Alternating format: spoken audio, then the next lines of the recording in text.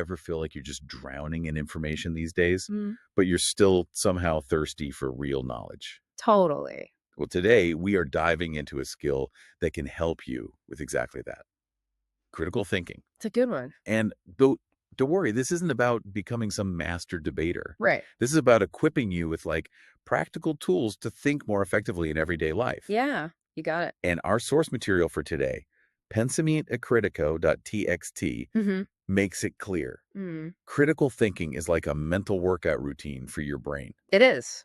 And just like a good workout, Mhm. it benefits you in all aspects of life. Everything from personal decisions to professional success. The book jumps right into it too, Yeah, saying that critical thinking is a learnable skill, kind of like building mental muscle. I like that analogy. I like that analogy too. Yeah. So why is this so important in today's world?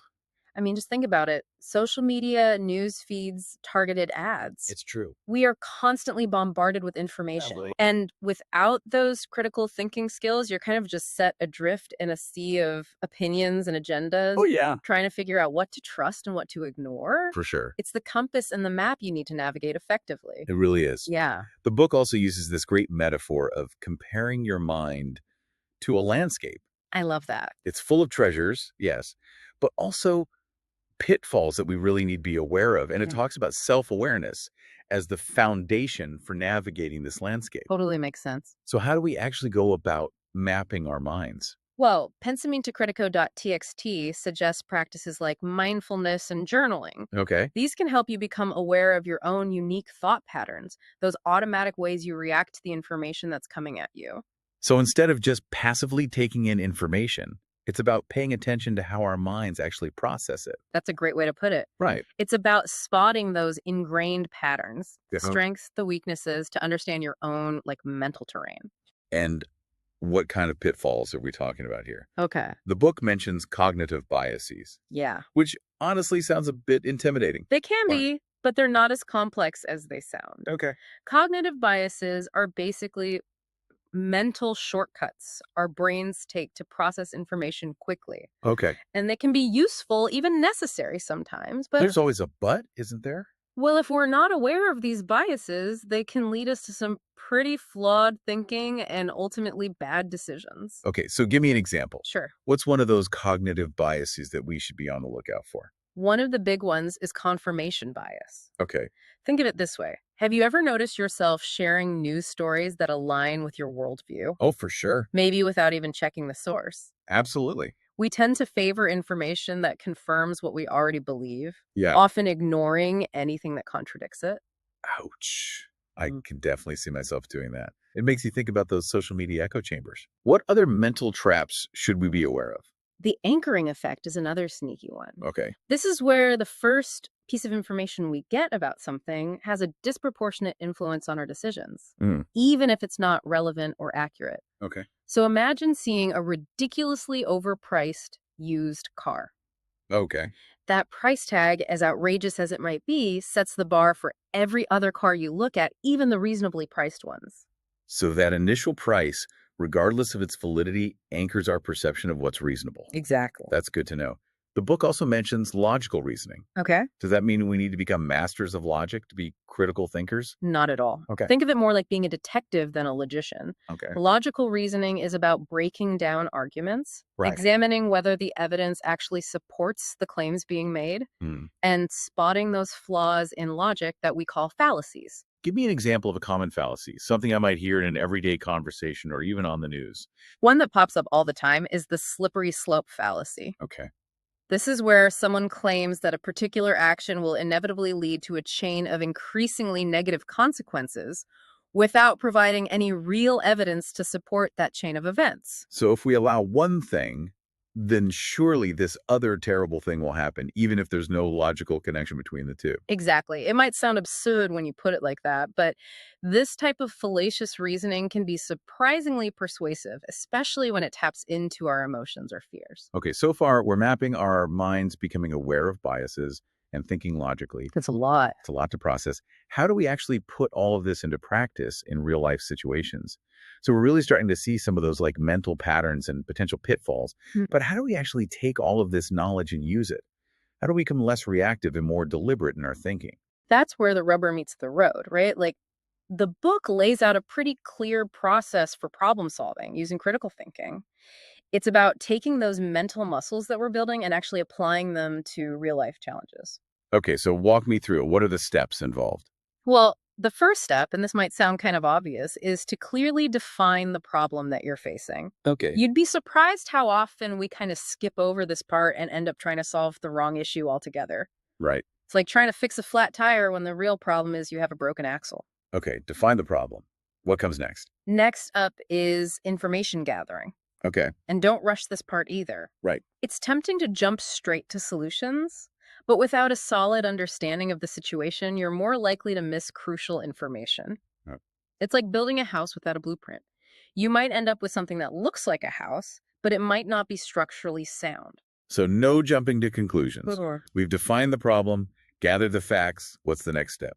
Now it's time to brainstorm solutions. Okay. And this is where things get really creative. Right. Don't censor yourself or your ideas at this stage. Okay. Write everything down, even if it sounds a little crazy at first. Right. Sometimes those more unconventional ideas can actually spark truly innovative solutions. I love that. It's like giving yourself permission to think outside the box. Okay, we've got our list of potential solutions. Now what? Now we evaluate, we put on our critical thinking caps, and we scrutinize those solutions. This means weighing the pros and cons, anticipating potential outcomes, considering any unintended consequences. So we're not just looking for a quick fix, but really thinking through those long-term implications of our choices. Yeah. And this is where those cognitive biases we discussed earlier come back into play, right? Absolutely. Yeah. As you're evaluating those solutions, ask yourself if you're favoring certain options just because they align with your existing beliefs. Are you giving too much weight to the first solution that came to mind because of that anchoring effect? It's about being aware of those mental shortcuts and making sure that they're not leading you astray. It's like we're using this critical thinking toolkit every step of the way. We've defined the problem, brainstormed solutions, carefully evaluated our options. What's the final step? Implementation, of course. This is where you develop a plan, break it down into actionable steps, and actually put it into action. But, and this is important, the process doesn't stop there. There's more. I thought putting the plan into action was the finish line. Pensamiento really stresses the importance of monitoring and evaluating the results of your chosen solution. It's an ongoing process of asking, is this working as intended? Do we need to make any adjustments along the way? Critical thinking isn't just a one-time event, it's a continuous loop of reflection and refinement. That makes a lot of sense. Now, what about those times when you're stuck in that cycle of overthinking? Asking what if a million times and just going around in circles. Any advice for how to break free from that loop? That's where this powerful concept of reframing comes in. Sometimes we get stuck simply because of how we've initially framed the problem. The book suggests looking at the situation from a completely different angle, shifting your perspective to open up new possibilities. It's like changing the frame of a picture to see it in a whole new light. Yeah. I like that. The book also emphasizes something that initially seemed kind of counterintuitive to me, which is engaging with different viewpoints, even those that we disagree with. Mm. Why is that important for critical thinking? Wouldn't that just create more confusion? It's about strengthening your own thinking, not weakening it. When you engage with diverse viewpoints, especially those that challenge your own might, it forces you to examine your own beliefs more critically. It helps you identify any blind spots that you might have missed and develop even stronger arguments to support your own position if it still holds up after considering those other perspectives.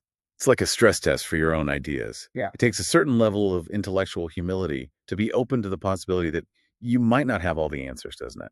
You hit the nail on the head. Pensamiento really highlights this idea of intellectual humility as a key element of critical thinking. It argues that one of the biggest obstacles to clear thinking is clinging too tightly to our own beliefs, especially when we feel like our identity is tied to those beliefs. Because the more we identify with a particular belief, the harder it becomes to be objective about it. Mm.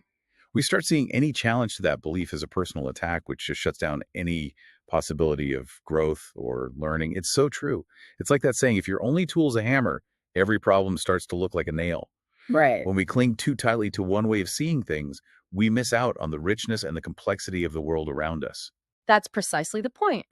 And pensamiento reminds us that critical thinking isn't about becoming some kind of walking encyclopedia of facts or winning every argument. Right. It's about having the humility to acknowledge that we don't have all the answers and being open to having our perspectives challenged. Yeah. That's where real growth and learning happen.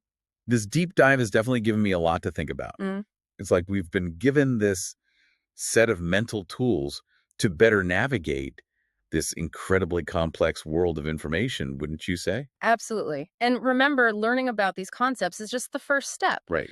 The real work happens when we start to apply these critical thinking skills in our daily lives, becoming more discerning about the information we consume and more thoughtful about the decisions we make. So it's not enough to just understand these concepts in theory. We've actually got to put them into practice. Exactly. Yeah. It's like anything else worth doing. It takes a conscious effort, it takes Yeah. practice, but the payoff is enormous. It really is. Yeah. So it's like an investment in yourself, in your ability to make sense of the world and to navigate it with greater clarity and purpose, and maybe even with a little bit more grace under pressure. I love that. And who knows, it might even make us a little more interesting to talk to at parties. Right.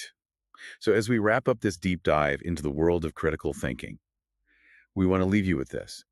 Challenge yourself to actively seek out information that challenges your views, to engage in respectful dialogue with those who see things differently, and most importantly, to never stop questioning, exploring, and expanding your understanding of the world around you. It's a journey, not a destination. And on that note, listeners, we'd love to hear from you. How do you apply critical thinking in your own life?